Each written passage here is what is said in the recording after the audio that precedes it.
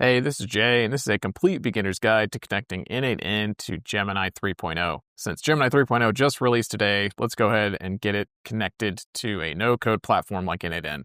n8n is a super popular one right now just because it is potentially entirely free to run if you're going to run it locally. You can also self-deploy it to a cloud host, or you can actually just pay to run it in the cloud with their own service. So regardless of how you've set up your n8n to run, eventually you will get to the point that you are going to create a workflow and need to connect it to Gemini 3.0 in this case. So to be able to do that, you hopefully will be able to get your account set up and get to this workflow screen. So on the workflow screen here, we are looking at the node canvas. So n8n obviously works in nodes in the traditional no-code fashion. So it's ideally kind of a drag and drop situation. But to start off an automation, you need some sort of trigger. So we need a way to create a condition for the automation to start working. So in this case, they have a nice big add first step here. And so you can click on that. And we are just going to use trigger manually. So not very fancy, but it will start the workflow. So you have two options here as far as starting the workflow. You can hit execute workflow, which would actually execute the entire workflow. So if there are a bunch of nodes after this, it would go ahead and try to run all of them consecutively. But if you were to double click into the node, you can actually just execute the specific node and not worry about it executing all the other ones afterward. But in this case, the trigger manually, all that does is just give us some sort of trigger to start the workflow with. There are plenty of other options to be able to kick off a workflow, including app triggers. So like if you get a message in Telegram or something changes in Notion, you could do a schedule. So like at a certain time every day, whenever you want this to fire off. And then a bunch of other things as far as like webhooks, form submit, maybe it'd be triggered by another workflow. So you could end this workflow and kick off another one, or even directly message a chat model. But at the moment, we're just going to stick with the trigger manually. And so we have a way to start our workflow. So after starting our workflow, you can click on the little plus here to add another node. You also can just drag from that dot and it'll connect to the next node. And you can see that the list changes a little bit because we're not doing triggers anymore. So that was the trigger list. Otherwise, you'll mostly be seeing what's happening next. And these are all your options as far as what can happen next after the last trigger, or the last node, I guess. In this case, this happened to be just a trigger right now, but whatever happened in the last node, continue on to the next one. So we are going to use Gemini 3.0, but I'm not going to connect to it yet. I just want to set some data. So this is probably one of my favorite nodes in n8n. It is the edit fields set node. And so n8n basically operates entirely through JSON. So that is JavaScript object notation. And it's this option here. So we switch to that. You may have seen this before, but basically curly brackets, and then you always follow the key, so whatever my field 1, and then in double quotes, and then colon, and then value. So in this case, double quotes, value. And then after that, you would do a comma for the next value, and then you don't do a comma once it's done. So JavaScript object notation is very common throughout the software world, and this is the backbone of how all these nodes will connect, and often how a lot of the other apps will connect to n8n. So JSON is something you're going to get very, very familiar with as you work in n8n. We'll stick with manual mapping for now because we just want to do one field. So I'm going to say sample prompt, and we're going to leave the type. So it is type string. You have options for number, Boolean, array, object, binary data, but we're going to stick with string for now. And this is where we're actually going to put in the prompt that we're going to send to Gemini 3.0. So I'm going to say, can you create 3 YouTube titles or ideas for getting started with n8n? And there we go. So that's it for this one. I just wanted to have a way to store this prompt, and we can come back and change it later.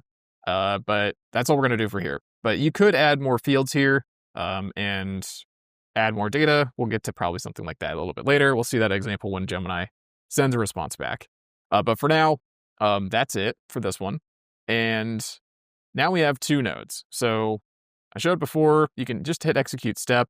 This doesn't do anything. So you get a nice little output green. It actually worked. And then we're on to the next node. So now we're on to the edit fields node. And now that this is executed, you can see the input on the left from the previous node that was executed. So when this executed, it actually returned nothing. So there's nothing here, nothing we need to worry about. That's kind of nice. They actually do provide you some variables that are kind of built into the way that this system is already running. So if you needed like the time like now, you would have access to that. And if you wanted to do that, then you could actually add that in here. So you could say time and you name that whatever you want, and then the value. And then this is probably the biggest thing that you'll be using a lot in n8n is you'll be drag and dropping. So you can just drag that now into that field. And now you have time will equal whatever now's value is. So just like I was pointing out with JSON, the name of the value is $now, and the value is next to it. So right there. And that's what's happening with all of these. And this is technically all JSON objects. So you can see that here, there's a little cube to represent JSON data.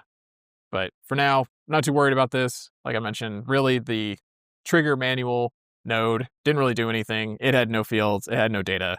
So we're not going to worry about it too much at this point. But if we go ahead and execute this step, though, we can execute this step directly, and then we can see the results of what we just created. So we created a sample prompt of type string, and then it includes our full prompt that we're going to end up sending to Gemini. So sample prompt, can you create 3 YouTube ideas for getting started with n8n? And then I just, as an example, was throwing in time, which is also a string, so just meaning text. So that value is called time, and the value is whatever the current time was when this executed. So there's the time that it was executed. So now we've executed 2 different nodes. And now probably go ahead and add one more node. So now we're going to send this value off to Gemini. So n8n has a lot of options for working with AI, which is another big reason why I think it became a very popular platform, is that they built with kind of AI first. And so there is a AI agent node here, which can be customized to work with all kinds of different nodes or all kinds of different models. So you can set it up to work with whatever chat model you want. So Anthropic, any of your chat models you may have hosted on OpenAI Chat or on Azure, and a bunch of other model providers. We could connect to Gemini Chat this way through our Google account, but we'll go ahead and use the other node instead. Just because we can probably keep it a little bit simpler here. But this is a nice option. This also gives you a way to be able to add some memory. So if you want to keep track of your chats, you could give it access to the memory that way, and tools. So you could also take advantage of the full AI agent concept of being able to edit your calendar, or read over documents, that kind of thing. So that's where you'd start making these kinds of connections to be able to go and access all kinds of other apps and that kind of thing. And that's really kind of where the real power of n8n starts to shine, is that it makes it super easy to be able to connect all these apps together and not need a bunch of code and have to figure out all the authorization to be able to connect up those apps. So let me go ahead and get rid of this though. So that's the really general AI agent node, which can be connected to a bunch of different things. But there are also some predefined ones. So in this case, we're going to use Google Gemini. But like OpenAI, they have their own predefined node where you're going to just talk to their models specifically. So in this case, we're just going to use Google Gemini. And so there's a lot of options that they already have built into Google Gemini. So you would just pick whichever action you want to take. So you have to actually pick the specific action. It can't do everything.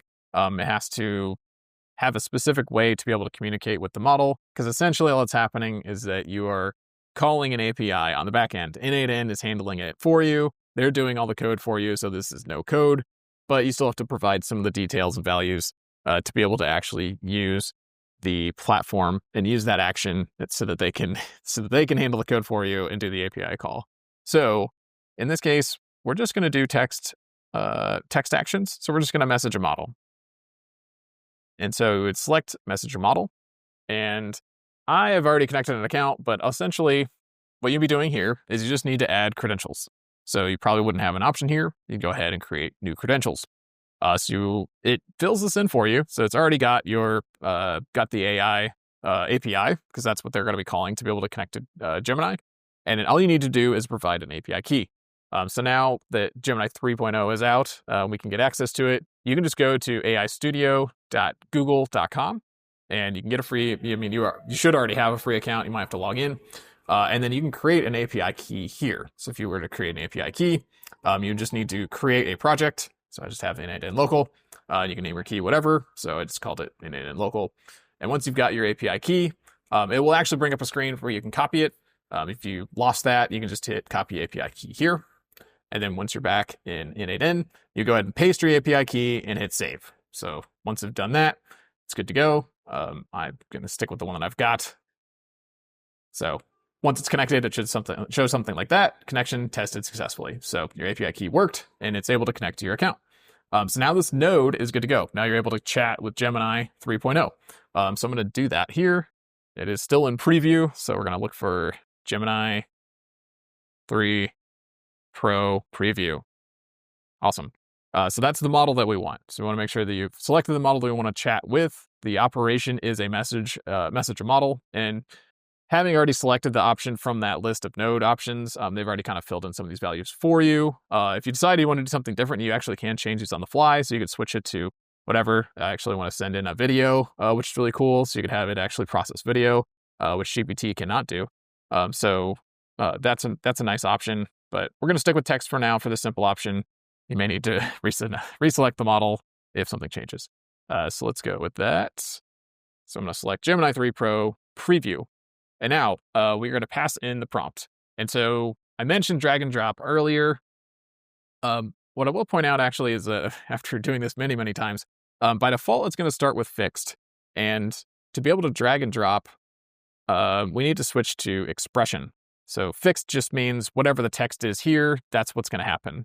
So in this case, it's pretty smart. If you start typing in double brackets, and you may have caught that earlier when I was modifying the last node for the edit fields, it will automatically pick that up where you can use, it's basically using some JavaScript to be able to compute the value as opposed to just take the straight value. So like we could actually just type in, can you create 3 YouTube ideas here, and that'll stay as a fixed value, meaning it'll just take this text as is. And if you wanted to, you could also then start adding in some extra text here, and it would just take it as the value it is. No processing of whatever that text is. But in this case, we actually want to be able to drag this value in. So I'm going to drag in the value that we created earlier of sample prompt. And now that value will get populated instead. So it actually reads what's in the contents of whatever was happening last time. So it's treating it as a variable, and it will use that to send to Gemini. And we can leave the user role as is at this point. I think the roles aren't as important as they used to be. It used to be all about the system prompt with the user role, that kind of thing. It doesn't seem to be as relevant anymore. But that's pretty much it for this. So this is enough to be able to connect to Gemini 3 and then be able to send a prompt. So if we go ahead and execute, we can execute this step. We should, this could be a bit of a problem. If you are on the free account, you probably will run into quota issues. So this happens pretty regularly. You may have to pay to upgrade to be able to use Gemini 3, just because since it is free, it's probably going to hit a ton of traffic. And so you may have to pay to be able to get prioritized traffic. So I'm actually going to switch my API key real quick so that I can get this to work, because I do have a paid account. This was not my paid account. So let me do that quickly. Okay, now that I have a new API key, I'm going to go ahead and create a new credential. So same that I mentioned before, we're just creating this credential. It's going to create Gemini Palm API account 2. I'm going to paste in my new API key, and we should be good to go. So if you have more than one account, you can actually have more than one. So you can just go ahead and select the one that you would prefer to have, and you end up setting multiple connections up. But we should be good to go now. This is actually on a paid account. So now if I go ahead and execute this step, nothing else needs to change here. We've just switched the account connection. We should be good to go. I'm sure they're getting some high traffic right now. while everyone is trying to use Gemini 3.0 for all kinds of cool stuff. So hopefully it won't take too long. Gemini 3 was supposed to have a pretty good response rate, but we'll see. I'm only a tier 1, I guess, so may not be the highest priority in traffic as well, but there we go. We got a pretty good response back. Here are 3 YouTube video ideas for getting started with n8n, ranging from a complete overview to specific hot topic build and a comparison guide. All right, cool. So now you can see that up to this point, we've had pretty basic values coming back. So like in the last one, we just ended up creating 2 values.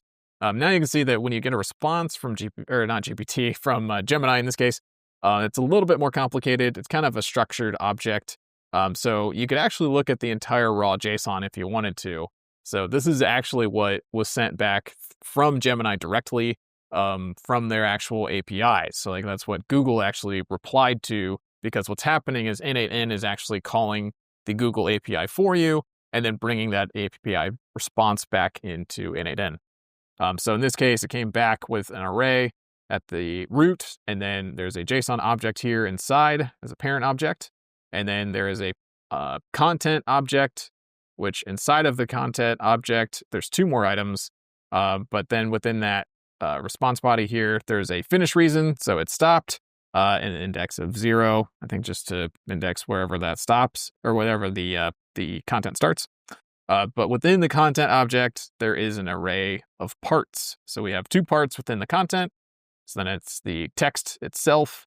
And then I believe there's and then there was the thought. So the thought signature, probably just to keep track of how the thinking process is going for this particular conversation.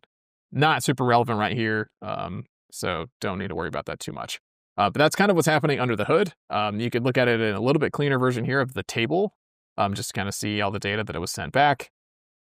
And then the schema is mostly what you'll be looking at within n8n. So that was pretty much it. Mostly just wanted to show how to be able to connect to Gemini 3 using n8n if you've never built a workflow before. Pretty straightforward. And then there's plenty of room for growth here after this. So because once you've got this text, you can do whatever you want with it. So I typically, end up doing something like maybe adding it to Google Sheets. So if we do Google Sheets, you could actually do that. So there is a node for Google Sheets directly. You need to go ahead and select that. So we'd say maybe append or update row and sheet. So maybe append row and try to get our YouTube video ideas onto a spreadsheet. So in this case, we would have to select the spreadsheet that we want to do. So I think I actually have a couple other spreadsheets that we could connect to. So you could go ahead and do that and then take the text here and just drag it into the Google Sheet column that you want to be updating. Otherwise, there's all kinds of other connections you could be doing once you've got this model connected to n8n. So anyway, mostly just wanted to show that as a quick intro to if you are first getting started with n8n and trying to figure out how to actually set up a workflow and connect to Gemini 3. So like I mentioned, we ended up using the Gemini node itself, which is probably the easiest way to do that. But there are plenty of other ways you wanted to connect through the AI agent node instead and then be able to hook up some extra tools. They actually do provide a tool option here as well, so you could actually do that. Connect your tools to Gemini directly in this node as well. The only other thing would be the memory. If you wanted a memory option, that would be provided by the AI agent node itself instead of this Gemini node. So that's it for this one, though. Hopefully that was helpful. I know there's a lot of tutorials that are jumping into really massively complicated things, and I thought it would be nice to kind of slow down and talk about a little bit more in depth about how n8n nodes work and what's happening kind of in the background if you're not totally familiar with n8n yet. It's a perfect platform to be able to connect to something brand new like Gemini 3 and go ahead and start messaging it. So hopefully this was a helpful tutorial just to get you started with n8n. Please let me know if you have any other tutorials or things you'd like to see in the comments. Really appreciate the feedback. And I will see you in the next one.